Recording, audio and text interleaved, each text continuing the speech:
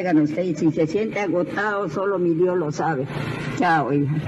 Eli, ito veo o somos de que Fátima, no de gusta o Fátima, o de que no puede de que vea guay o naidai, o no de gusta o.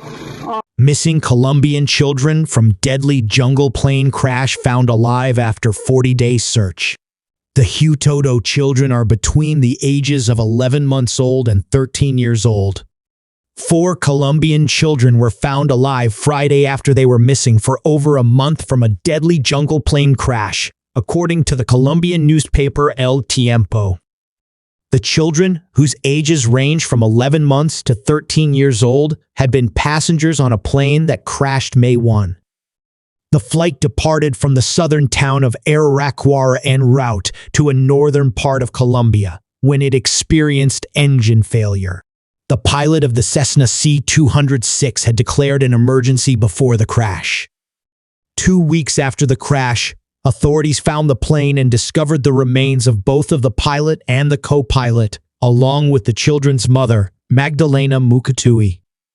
The 33-year-old mother had been traveling with her 4 children, a 13-year-old, 4-year-old, 9-year-old, and an 11-month-old baby.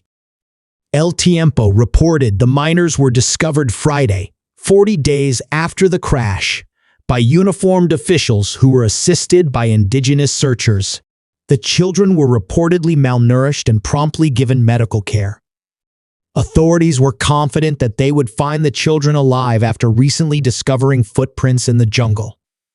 Last week, officials identified footprints may have belonged to the 13-year-old girl, possibly proving the children were finding their way out of the jungle. Because the children were part of the indigenous group Huitoto, they were likely to successfully traverse the jungle and identify edible fruits, according to the BBC.